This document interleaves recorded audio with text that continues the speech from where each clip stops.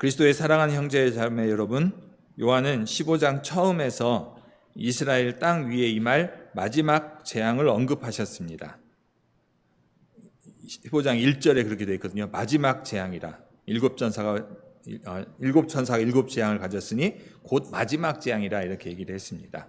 그러면서 하나님의 진노가 이것으로 마치리로다 라고 했고요. 그런데 요한은 이 마지막 재앙을 기록하기 전에 먼저 두 개의 환상을 보게 됩니다. 그 첫 번째 환상이 지난번에 우리가 설교 들었던 2절에서 4절까지, 하나는 불이 섞인 유리 바닷가에 서서 모세의 노래를 부르는, 어린 양의 노래를 부르는 성도들에 대한 그런 환상이었고요. 또 하나는 이제 오늘 설교할 본문인 5절에서 8절까지 증거장막의 성전에서 일곱 천사가 나와서 일곱 재앙의 대접을 받게 되는데, 이때 성전이 하나님의 영광과 능력으로 가득하는 모습을 보게 됩니다. 그런 환상 두 가지를 보게 되는데, 지난 주일에 이 첫 번째 환상에 대해서 설교했습니다. 지난 주일 설교의 핵심은 모세의 노래가 언약을 파기한 자들이 받는 진노에 대한 증인의 노래였다는 것이었습니다. 다시 말해서 이스라엘이 하나님께 마지막 재앙을 받아 멸망하는 것은 그들이 하나님과 맺은 언약을 파기했기 때문인데, 그 사실을 그들이 모세를 통하여 배워서 항상 불렀던 그 노래가 증거하고 있다는 것입니다. 그리고 유리 바닷가에 서서 노래하는 성도들은 짐승과 그 우상과 싸워서 이긴 자들로서 하나님의 마지막 재앙을 받아 멸망한 자들에게 바로 그 증인의 노래를 불러서 이스라엘이 멸망한 이유를 증거하고 있었던 것입니다. 아마도 우리 모든 사람들은 때때로 어떤 글을 읽어놓고도 그것이 무엇을 의미하는지 몰라 당황하거나 답답해 있던 경험이 있을 것입니다. 분명히 오늘 우리가 읽은 본문도 그런 경험 중에 하나일 것입니다. 본문에 나온 단어 중에 읽지 못하는 것은 하나도 없고 그 말 뜻을 모르는 것은 하나도 없습니다. 그럼에도 불구하고 요한은 이 전체 내용을 통하여 우리에게 무엇을 전달하려고 하고 있는지 그 메시지를 파악하는 것은 좀 어렵습니다. 그래서 다시 한 번 더 말씀드리지만, 우리가 계시록을 잘 이해하기 위해서는 구약 성경의 내용을 잘 이해하고 있어야 한다는 것입니다. 왜냐하면 계시록의 모든 환상은 구약에서 이미 계시된 표상을 인용하고 있기 때문입니다. 그래서 오늘 성경 봉독으로 앞에 신명기 28장 전체 읽었던 것들이 바로 그렇게 구약의 내용이 연결되어 있다는 것을 보여주는 것입니다. 이제 오늘 두 번째 환상에 대한 설교인데, 오늘 본문에 기록된 모든 표상도 역시 구약에서 이미 계시된 것입니다. 그리고 오늘 본문에서 요한이 우리에게 전달하고자 하는 복음의 말씀은 첫 번째와 동일한 것입니다. 즉, 요한은 같은 내용을 다른 관점에서 보여주면서 이스라엘이 왜 마지막 일곱 재앙을 받아 멸망해야만 하는지를 증거하고 있는 것입니다. 오늘 그 5절에서 8절에 나오는 증거장막의 성전은 그 앞에 1절에서 4절에 나왔던 배도한 이스라엘에 대하여 모세의 노래와 같은 역할을 하고 있습니다. 즉, 증인의 기능을 하고 있는 것입니다. 또 그 성전에서 나온 일곱 천사의 복장과 대접 역시 배도한 이스라엘이 왜 어떻게 하나님께 멸망하는지를 설명해 주는 것입니다. 마지막으로 성전에 가득 찬 연기는 우리에게 배도한 이스라엘이 마땅히 하나님의 진노의 불에 심판을 받을 것임을 보여주고 있는 것입니다. 그래서 우리 그 성전에 임한 그 충만한 하나님의 영광과 능력을 우리 첫째, 둘째, 셋째로 나누어서 말씀을 전하도록 하겠습니다. 첫째는 증거장막의 성전입니다. 먼저 요한은 5절에서 먼저 하늘의 증거장막의 성전이 열리는 것을 보았습니다. 그리고 그 성전에서 일곱 재앙을 가진 일곱 천사가 나왔습니다. 우리가 여기에서 주목하고자 하는 것은 하늘에 있는 성전이 특별하게 불려지고 있는 점입니다. 요한은 이 성전을 특별하게 증거장막의 성전이라고 부르고 있습니다. 이 명칭이 왜 특별한 의미가 있습니까? 그것은 앞으로 펼쳐지게 될 마지막 재앙을 가진 7 천사들이 바로 이 성전에서 나오고 있기 때문입니다. 이미 우리가 알고 있듯이 마지막 재앙은 말 그대로 이스라엘을 완전히 파멸시키는 최종적인 재앙입니다. 그 마지막 재앙을 수행한 천사가 나오는 성전의 별칭이 증거 장막인 것입니다. 그렇기 때문에 마지막 7 재앙과 성전의 특별한 이름, 증거 장막은 아무런 관련이 없는 것이 아닙니다. 그러면 왜 요한이 이 하늘 성전을 증거 장막이라고 부르고 있을까요? 간단히 얘기하면 이 성막이 바로 하나님과 그 언약 백성이 맺은 언약의 증거를 보존하고 있기 때문입니다. 다시 한번 말씀드리면 이 성막이 하나님과 그 언약 백성이 맺은 언약의 증거를 보존하고 있기 때문에 증거 장막이라고 부른다는 것입니다. 구약에서 하나님은 이스라엘과 언약을 세우셨습니다. 이스라엘 애굽에서 하나님의 은혜와 그 능력으로 탈출해서 홍해를 건너서 시내산 앞에 도착했을 때 하나님은 큰 영광과 능력으로 그 산에 임하셨고 거기에서 이스라엘 자손들과 공적인 언약식을 거행하셨습니다. 즉 여호와 하나님은 이스라엘의 하나님이 되시고 이스라엘은 여호와 하나님의 소유가 되고 하나님께 대하여 제사장의 나라가 되고 거룩한 백성이 된 것입니다. 그 언약을 통해서 시내산 앞에서 맺은 언약을 통해서 그 공적인 언약식을 통해서 하나님이 이스라엘의 하나님이 되시고 이스라엘은 여호와의 하나님의 소유가 되고 또 하나님께 대하여 제사장의 나라가 되고 거룩한 백성이 되는 것. 이게 바로 시내산에서 맺은 언약이 되겠고요. 그때 하나님은 그 자기 백성에게 언약의 10가지 말씀, 소위 10계명을 비롯해서 이스라엘이 어떻게 하나님을 사랑하고 섬겨야 할지, 어떻게 이웃을 사랑하며 살아야 하는지에 대해서 많은 율례와 규례들을, 계명들을 주셨습니다. 그게 출애굽기 20장에서 23절에서 주어진 말씀들입니다. 다시 말해서 여호와 하나님과 언약을 맺은 백성으로서 합당하게 살아가야 하는 모든 말씀과 율례를 주신 것입니다. 이 언약 체결식 마지막에 모세는 하나님의 모든 말씀과 율례를 이스라엘 백성에게 선포하였고 그들은 여호와의 명하신 모든 말씀을 준행할 것이라고 맹세했습니다. 그리고 이스라엘 백성들은 이 언약을 잘 지키고 하나님의 말씀과 계명을 따라 살 것을 맹세하기 위하여 언약에 피를 뿌려서 증거하였습니다. 모세가 피를 취하여 그 반은 단에 뿌리고 그 반은 백성에게 뿌렸다라고 출애굽기 24장 8절에 나와 있습니다. 이것은 바로 여호와께서 그 모든 말씀에 대하여 이스라엘과 세운 언약의 피였습니다. 그러니까 이 광야를 출애굽을 해가지고 광야를 통과해서 홍해를 건너서 광야를 통과해서 시내산 앞에 와서 이 언약식을 체결을 한 것인데 그 언약을 체결하는 마지막에 이제 그 증거로서 희생 제물을 잡아서 피를 단에 뿌리고 백성들에게도 뿌리고 이러면서 피의 언약을 세웠다라고 하는 것이죠. 그리고 모세는 이 공적인 언약 체결식이 끝난 후에 특별히 혼자서 시내산 위에 계신 하나님께 올라갔습니다. 그때 거기서 하나님은 당신이 친히 율법과 계명을 기록하신 2 돌판을 주셨습니다.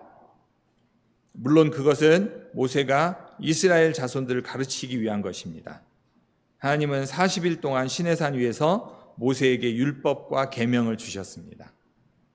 그리고 그 말씀을 마치신 때에 하나님은 모세에게 친히 쓰신 돌판 2개를 주셨는데 바로 그 돌판을 가리켜 성경은 증거판이라고 말하고 있습니다. 우리가 십계명이라고 보통 얘기하지만 성경에서는 증거판이라고 말씀하고 있습니다. 그게 출애굽기 31장 18절, 16장 34절, 25장 16절, 21절에서 22절, 31장 18절, 32장 15절, 시편 19장 7절, 이사야 8장 16절, 20절 이런 데에 다 증거판이라고 이렇게 나오고 있습니다. 무슨 말입니까? 바로 이 돌판이 하나님과 이스라엘 자손 사이에 맺은 언약에 대하여 증거하는 증인의 역할을 한다는 것입니다. 그리고 하나님은 이 두 돌판, 곧 증거판을 두어 보관할 궤, 상자를 만들라고 지시하셨습니다. 그래서 모세는 궤를 만들어서 그 안에 두 돌판, 곧 증거판을 넣어두셨는데 바로 이 궤를 증거궤, 또 다른 말로는 언약궤라고 부르기도 하고 법궤라고 부르기도 합니다. 그렇지만 오늘 여기서는 증거궤로 우리가 바라보고자 합니다. 또 하나님은 그 증거판이 들어있는 증거궤를 성막의 지성소 안에 두라고 또 하셨습니다. 지금 시내산에서 모세와 만나고 계신 하나님은 이제 앞으로는 바로 이 성막의 증거궤 위에서 모세와 만날 것이고 그 증거궤에 있는 두 그룹 사이에서 이스라엘에게 말씀하실 모든 일을 모세에게 일러주실 것이라고 말씀하셨습니다. 그게 출애굽기 25장 22절입니다. 그러니까 시내산에서 모세를 통해서 만나셨지만 앞으로는 이제 성막에 그 지성소에서 거기에 놓은 증거궤 위에 그룹 날개 사이에서 하나님이 말씀하시겠다라고 모세에게 일러주실 거라고 말씀하신 겁니다. 그래서 이런 이유 때문에 성경은 이 성막을 증거막이라고 또 부르고 있습니다. 이게 출애굽기 38장 21절, 민수기 1장 50절, 53절, 9장 15절, 10장 11절, 사도행전 7장 44절에 이렇게 증거막이라고 불리는 것이 나와 있습니다. 자, 성도 여러분, 이제 우리는 왜 요한이 성전을 증거장막이라고 부르는지 알게 되었습니다. 성전이 증거장막이라 불리는 이유는 여호와 하나님께서 자기 백성들과 맺은 언약의 말씀을 친히 기록한 증거판이 들어있는 증거궤를 보존하고 있기 때문입니다. 그러니까 성전 자체가 언약의 양 당사자인 곧 여호와 하나님과 이스라엘 자손 모두에게 증인의 역할을 하고 있는 것입니다. 여러분의 마음에 정리하고 새기기 위해 다시 질문을 드립니다. 이 증거장막은 무엇을 증거하고 있는 것입니까? 바로 하나님께서 자기 백성과 맺은 언약을 증거하고 있는 것입니다. 증거장막은 이 언약을 삼중적으로 증거하고 있는데 그 첫째가 증거판, 언약판이라고 그 십계명이 새겨진 두 돌판 증거판이며 둘째가 증거궤, 언약궤라고보다는 증거궤이고 셋째는 그 증거궤가 들어있는 증거장막입니다. 성막이라고 하는 증거장막. 그러니까 증거판, 증거궤, 증거장막 이렇게 삼중적으로 증거하고 있다라고 하는 겁니다. 바로 무엇을 증거하고 있냐면 하나님께서 자기 백성과 맺은 언약을 증거하고 있는 것입니다. 이제 논점을 잃지 않기 위하여 처음에 말씀드린 것으로 빨리 돌아갑시다. 그럼 이 증거장막의 성전은 오늘 본문에서 무슨 의미가 있습니까? 다시 말해서 이 증거장막의 성전과 마지막 7 재앙과 무슨 관련이 있다는 것입니까? 그 대답은 바로 마지막 7 재앙을 집행하는 7 천사가 바로 이 성전으로부터 나오는 것에 있습니다. 요한은 15장 1절에서 마지막 7 재앙을 가진 7 천사를 보았습니다. 요한은 그 재앙은 이스라엘 땅 위에 쏟아지는 하나님의 진노이고 그 마지막 재앙으로 인하여 이스라엘은 완전히 또 최종적으로 멸망할 것을 15장에서 내다보았습니다. 하지만 그 사이에 요한은 오늘 처음에 얘기했듯이 2가지 환상을 성경에서 읽었듯이 2가지 환상을 보았습니다. 하나는 불이 섞인 유리 바닷가에 서서 모세와 어린 양의 노래를 부르는 성도들을 본 것이고요. 또 하나는 오늘 본문인 7 재앙을 가진 천사가 증거장막의 성전에서 나오는 것을 본 것입니다. 지난주에 모세의 노래를 부르는 성도들에 관해 설교했는데 그것과 오늘 본문의 핵심은 사실상 동일한 것입니다. 그것이 무엇입니까? 하나님께서 배도한 언약 백성 이스라엘을 최종적으로 파멸시키는 것에 대한 증인을 세우셨다는 것입니다. 그래서 증인을 세우셨다는 것에 대해서 하는데 무슨 말입니까? 이스라엘은 하나님께서 불러 세운 자기 백성으로 삼은 민족입니다. 그러나 지금 이스라엘은 하나님께 진노를 받아 무서운 재앙을 받을 뿐만 아니라 언약 백성의 자격을 상실하고 있습니다.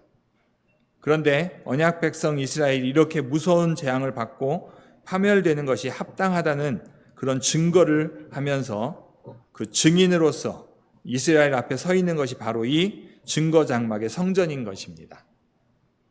왜냐하면 증거 장막 안에 있는 그 증거궤, 그리고 그 증거궤 안에 있는 증거판에 하나님이 이스라엘에게 이렇게 하실 수 있고 또 이렇게 해야만 하는 분명한 언약 조약이 기록되어 있기 때문입니다. 우리는 지난주에 읽었던 본문에서 모세의 노래를 통하여 이미 충분한 말씀을 들었습니다.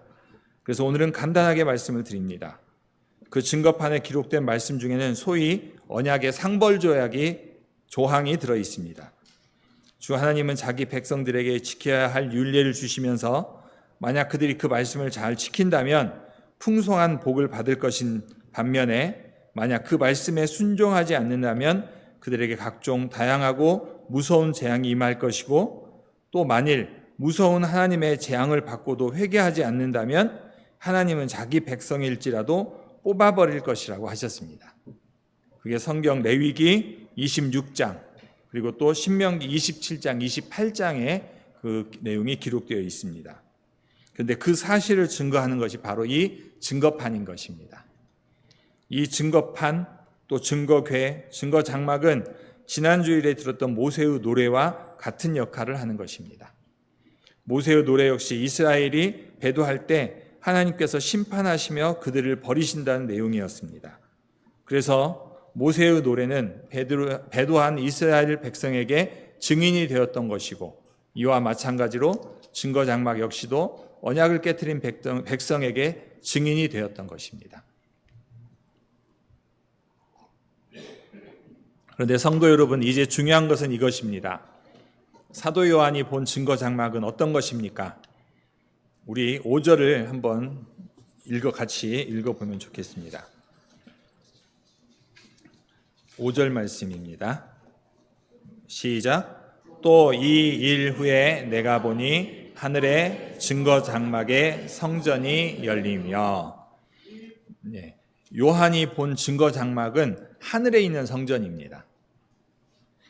그러니까 저 땅에 있는 예루살렘 성에 있는 성전이 아닌 성전이 증거장막이 아니었던 것입니다. 예루살렘 성에 있는 성전은 우리가 계시록 13장에서 들은 대로 이미 짐승의 우상으로 변질되어 있었습니다. 대제사장을 비롯하여 유대인들의 지도자들은 예수 그리스도를 거절하고 그를 십자가에 못 박아 죽임으로써 여호와 하나님을 버렸습니다. 그렇게 그들은 성전의 보좌에서 하나님을 밀어내고 자신들이 하나님의 자리에 앉았습니다. 또 그들은 모세를 밀어내고 그 자리를 차지하였습니다. 그래서 성전과 율법은 배도한 지도자들, 거짓 선지자들이 언약 백성을 미혹하는 수단, 곧 우상으로 전락되고 만 것입니다. 따라서 예루살렘에 있는 땅에 있는 그 성전은 더 이상 증거장막으로서 기능을 하지 못하게 된 것입니다.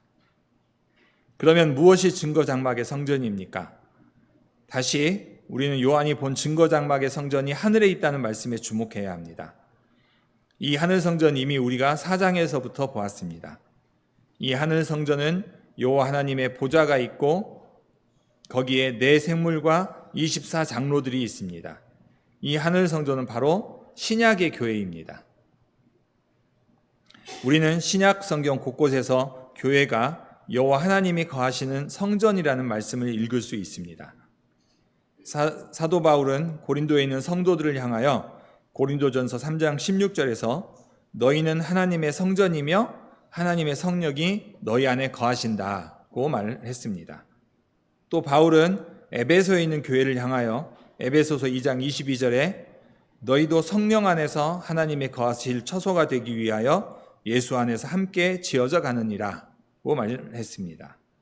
그런데 성도 여러분, 이 새로운 하나님의 성전인 교회는 어디에 있습니까? 비록 각 교회들이 분명히 이 땅에 있을지라도 사도들은 이 교회들이 다 하늘에 있다고 말합니다. 히브리서를 기록한 사도는 12장에서 성도들이 있는 곳은 하나님의 도성인 하늘의 예루살렘이라고 밝혀주고 있습니다. 그게 히브리서 12장 22절입니다. 또 갈라디아서 4장 24절에서는 위에 있는 예루살렘이라고 얘기를 하고 있습니다. 이 모든 말씀은 신약의 교회가 하늘의 성전임을 말해주고 있는 것입니다. 그래서 이제 배도한 이스라엘 위에 임하는 하나님의 진노의 마지막 재앙에 대하여 증인되고 있는 증거 장막은 바로 교회였다라고 말씀하고 있는 것입니다.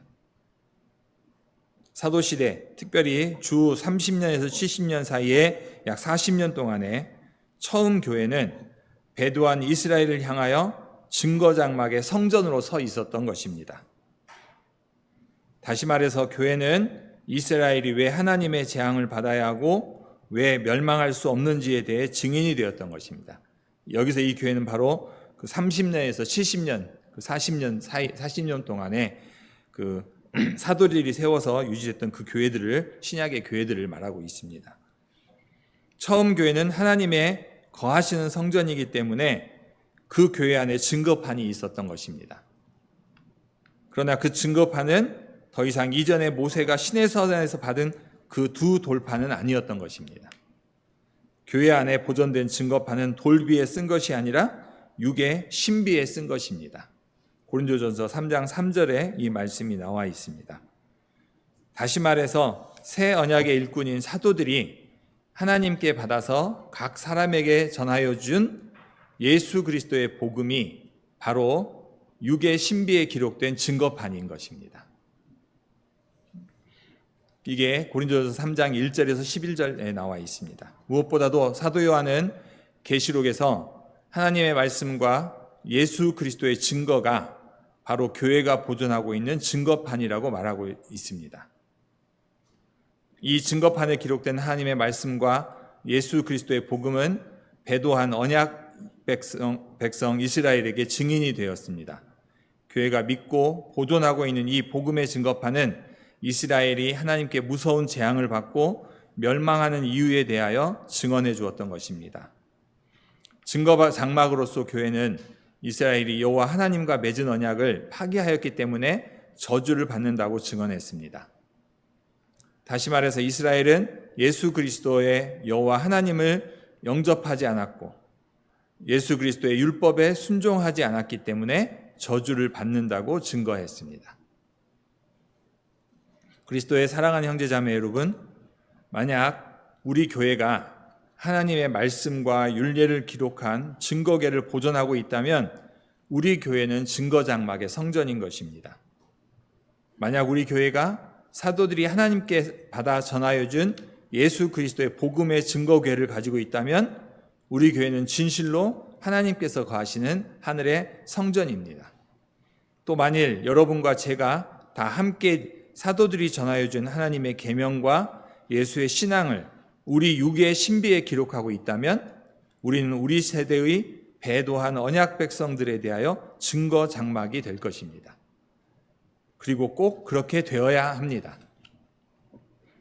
하나님의 언약은 변하지 않습니다. 그렇기 때문에 사도시대에 배도한 언약 백성 이스라엘에게 재앙을 내리신 하나님은 우리 시대에 배도했거나 배도의 길을 가고 있는 교회들에게 진노의 재앙을 내리실 것입니다. 언약의 주님은 반드시 그렇게 하실 것입니다. 그때 신실한 우리 교회는 증거 장막의 성전으로서 증인이 되어야 합니다.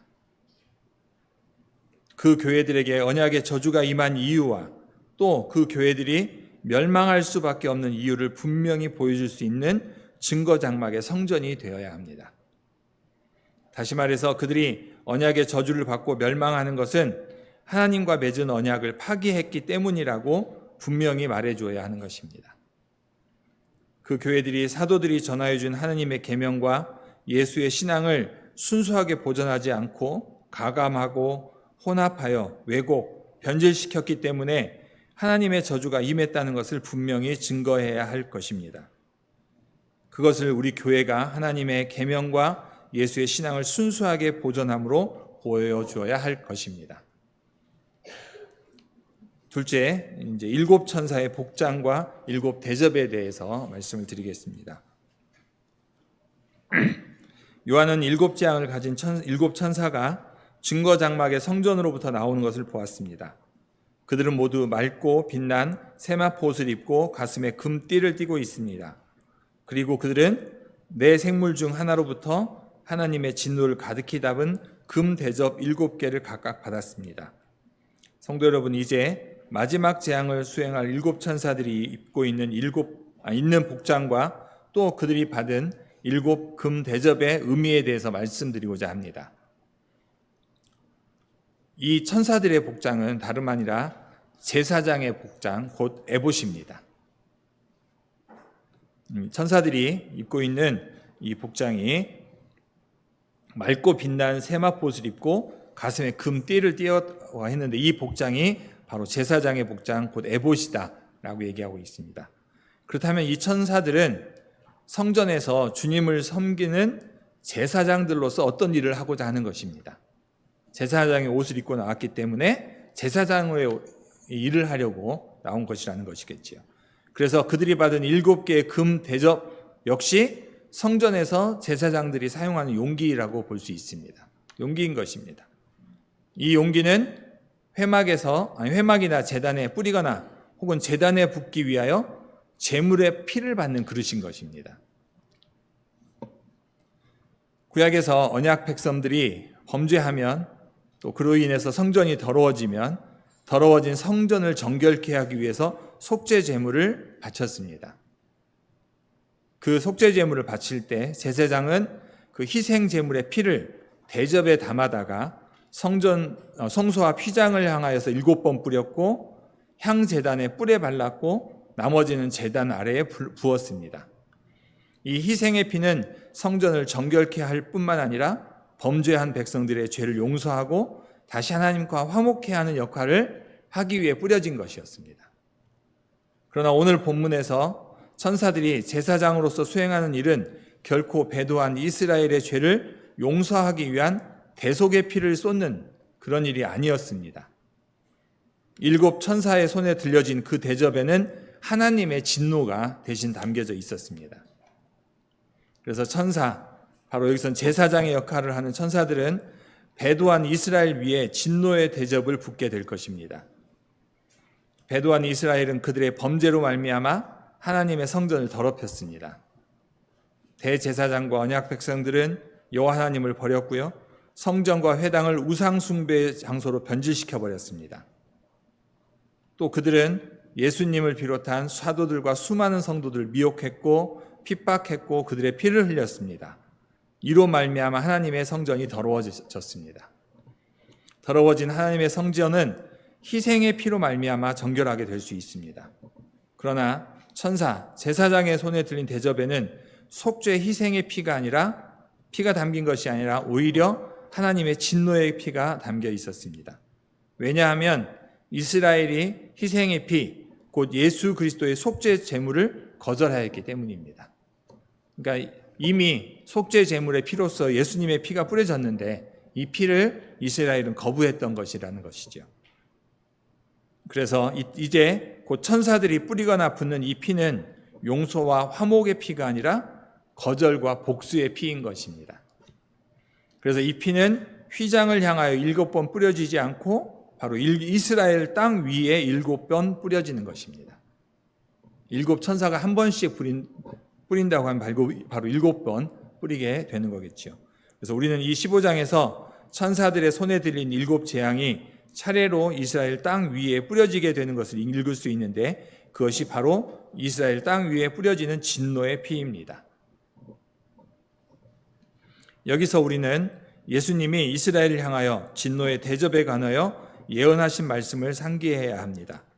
마태복음 23장에서 예수님은 이렇게 말씀하셨습니다. 23장 34절에서 36절 말씀인데요, 제가 읽겠습니다.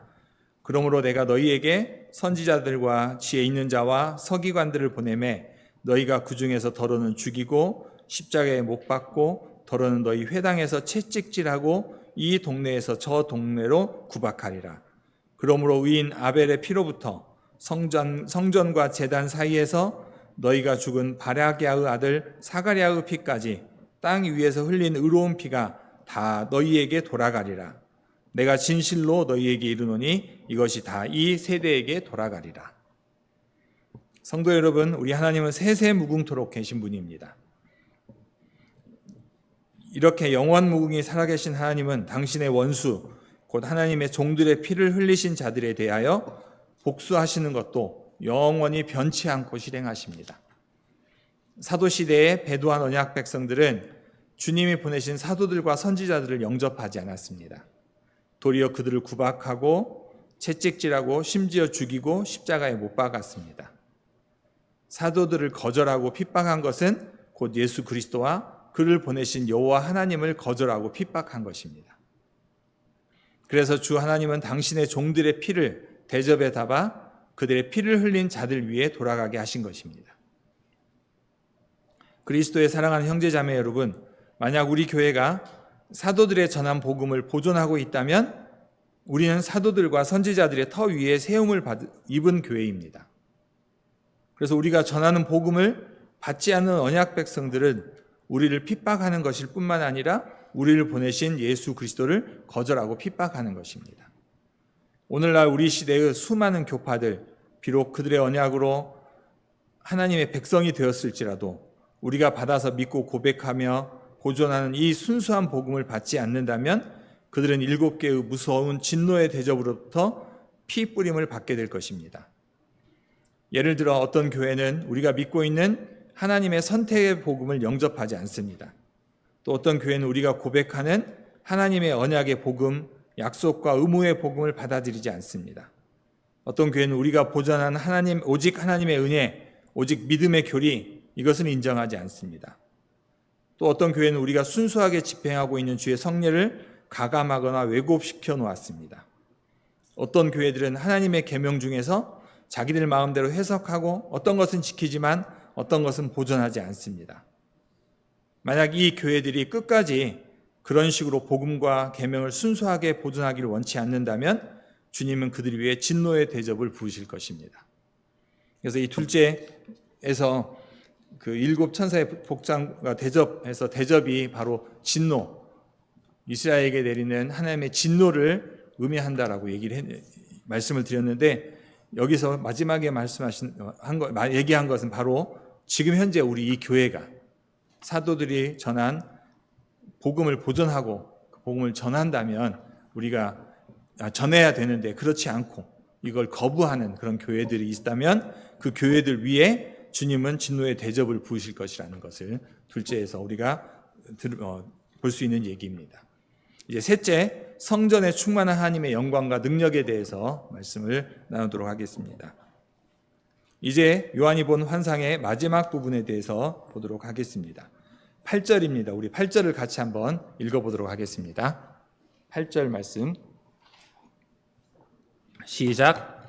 하나님의 영광과 능력으로 말미암아 성전에 연기가 가득 차매 7 천사의 7 재앙이 마치기까지는 성전에 능히 들어갈 자가 없더라. 성전에서 나온 7 천사들이 하나님의 진노를 담은 7 대접을 받았을 때 하나님의 영광과 능력으로 인해서 성전에 연기가 차게 되었고, 그래서 7 천사가 시행할 그 7 재앙이 마칠 때까지 그 성전에 들어갈 수 있는 사람이 아무도 없었다는 것입니다. 이것이 의미하는 바가 무엇이겠습니까? 또 이것이 마지막 7 재앙과 어떤 관련이 있겠습니까? 이것을 알기 위해서 우리는 구약의 두 본문을 살펴보아야 하는데요. 오늘 읽은 건 아니지만 출애굽기 40장에 보면 모세는 광야에서 최초의 성막을 봉헌합니다. 하나님이 다 명해주신 규례대로 다 만들어서 봉헌을 하게 됩니다. 이때 최초로 봉헌을 했을 때, 즉 하나님께서 시내산 위에서 모세에게 다 알려주신 그 식양대로 성막을 짓고 세웠을 때 구름이 회막에 덮이고 여호와의 영광이 성막에 충만하게 임하였었습니다. 그래서 모세는 회막에 들어갈 수가 없었습니다. 이와 똑같은 현상이 열왕기상 8장에도 기록되어 있습니다. 거기 보면 솔로몬 왕이 가나안 땅에서 하나님의 성전을 만들어서 봉헌을 합니다. 성막이 아닌 건물의 성전을 봉헌을 했는데, 제사장이 마지막으로 언약궤를 성소에 들어놓고 나올 때 구름이 여호와의 전에 가득하게 되었습니다. 그래서 제사장이 그 구름으로 인하여 더 이상 서서 자기 직무를 수행할 수 없었습니다. 왜냐하면 여호와의 영광이 여호와의 전에 가득하였기 때문입니다. 이 두 본문은 구름이 여호와의 전을 가득 채웠다고 말합니다. 이 구름을 바로 쉐키나의 구름이라고 얘기를 하는데요. 이 구름이 하나님께서 영광과 능력으로 그 전에 임하셨다는 것을 우리 눈에 보여주는 것입니다. 가시적으로 보여주는 것입니다. 정확하게 말씀드리자면 하나님은 성전에 혹은 성막의 지성소 안에 있는 언약궤 위에 임하신 것입니다. 거기 성소에 임하신 하나님은 그 다음에 무엇을 하셨습니까? 레위기 9장을 보면 제사장이 속죄제와 번제와 화목제를 드린 후에 불이 여호와 앞에서 나와 제단 위에 번제물들을 태웠습니다. 이 불은 하나님께서 죄인의 범죄를 대신하여 희생당하는 그 제물 위에 진노를 내리신 것입니다. 제물이 하나님의 진노의 불에 태워진 것은 하나님께서 자기 백성들의 죄를 용서하시고 자기와 화목하게 하셨다는 것을 보여주는 것입니다. 그때 백성들은 이전에 나타난 하나님의 영광을 보고 모두 엎드려 하나님을 경배하면서 하나님께 선하심과 인자하심을 찬송하였습니다. 그러니까 여기서 엎드려 경배했다는 것은 언약궤 위에 구름이 덮임으로 해서 제사장부터 모든 사람들이 다 무릎 꿇고 엎드려서 하나님의 선하심과 인자하심을 찬송하였는데 그때 제단에서부터 진노의 불이 나와서 그 제물을 태웠다는 것이죠. 그래서 우리 이제 본문으로 돌아와서 보면 우리 본문에서 요한이 본 것은 바로 구약의 성전에 나타난 하나님의 영광과 능력이 나타난 것을 보게 된 것입니다. 성전에 연기가 가득 찬 것은 바로 하나님의 임재를 보여주는 구름입니다. 그 연기 자체는 성전에 가득 찬 하나님의 영광과 능력을 보여주는 것입니다. 이제 성전에 임하신 하나님은 그럼 무엇을 하십니까? 다시 한 번 더 하나님의 영광과 능력을 보여주실 것입니다. 그것은 바로 제단 위의 제물을 성전에 임재하신 여호와 하나님 앞에서 나오는 불로 태우시는 것입니다. 그러나 이번에 태우실 제물은 양이나 염소가 아니라 배도한 언약의 백성들 그 자체입니다. 그리고 그 진노의 불은 바로 마지막 7 재앙입니다. 언약을 깨트린 이스라엘 백성들은 이 마지막 7 재앙의 불로 진멸될 것입니다. 성도 여러분, 사도시대 하나님은 배도한 언약 백성들을 성전의 불로 심판하기 위하여 성전에 임재하셨습니다. 그런데 그 성전은 땅에 있는 그 예루살렘 성전이 아니라 하늘 성전이었던 것입니다. 이미 말씀드린 대로 하늘 성전은 바로 예수 그리스도의 교회입니다. 예수님이 이 세상에 오시고 예수님이 선포한 새 언약을 믿는 교회는 새로운 하나님의 성전이 되었습니다. 예수 그리스도의 교회가 하나님이 거하신 성전이 되었다는 것을 아주 분명하게 보여준 사건이 바로 오순절 성령 강림 사건입니다. 사도행전 2장에 보면 성령이 최초의 교회에 충만하게 임하셨습니다. 옛날에 하나님의 영광과 능력이 처음 성막과 처음 성전을 가득 채우셨던 것과 같이 오순절 날의 성전은 새 언약의 처음 성전인 교회를 가득 채우신 것입니다. 그래서 분명히 여호와 하나님은 오순절 날에 이미 새 언약의 교회, 예수 그리스도의 교회의 영광과 능력으로 임재하신 것입니다. 그렇다면 이제 남은 것은 하나님이 진노의 불로 당신의 제물인 곧 배도한 언약 백성인 이스라엘을 불태우시는 것입니다. 그것은 오순절 날에 이미 사도 베드로의 설교를 통하여 선포되었습니다. 사도행전 2장에서 베드로가 요엘 선지자의 예언을 인용하면서 이렇게 설교합니다. 사도행전 2장 19절에서 20절 말씀인데요. 또 내가 위로 하늘에서는 기사와 아래로 땅에서는 징조를 베풀리니 곧 피와 불과 연기로다. 주의 크고 영화로운 날이 이르기 전에 해가 변하여 어두워지고 달이 변하여 피가 되리라. 여기에 피와 불과 연기에 주목하시기 바랍니다. 이것은 배도한 이스라엘 위에 임하게 될 재앙을 가리키는 것입니다. 하나님은 예수님을 거절하고 십자가에 못 박아 죽인, 그래서 여호와 하나님을 버리고 우상을 숭배함으로 언약을 파기한 이스라엘을 심판하실 것입니다. 계시록 14장 마지막 본문에 기록된 말씀과 같이 하나님은 이스라엘을 진노의 포도주 틀에 넣고 짓밟을 것입니다. 그리고 그 피가 이스라엘 온 땅에 퍼지게 될 것입니다. 또 하나님은 진노의 불로 그들을 태우실 것입니다. 주께서 연기, 구름으로 새 언약의 성전에 임하셨기 때문에 배도한 이스라엘을 피와 불로 심판하시는 것은 당연한 순서였던 것입니다. 그리고 요한은 그 7재앙이 마치기까지는 아무도 성전에 들어갈 수 없다고 합니다. 이것은 우리가 앞에서 구약의 두 본문을 통하여 확인한 것처럼 성전의 연기가 가득 차고 하나님의 불이 제물을 태우는 동안 제사장이 성전에 들어갈 수 없었다는 것을 염두에 두고 말하는 것입니다. 이것을 우리 본문에 적용하면 배도한 이스라엘 백성이 마지막 7재앙으로 인하여 완전히 파멸된 후에 예수 그리스도의 교회는 하늘 성전에 다시 들어갈 수 있다는 것을 의미합니다. 다시 한번 말씀드리면 배도한 이스라엘이 마지막 7재앙으로 인하여 완전히 파멸된 후에야 예수 그리스도의 교회가 하늘 성전에 다시 들어갈 수 있다는 것을 의미하는 것입니다.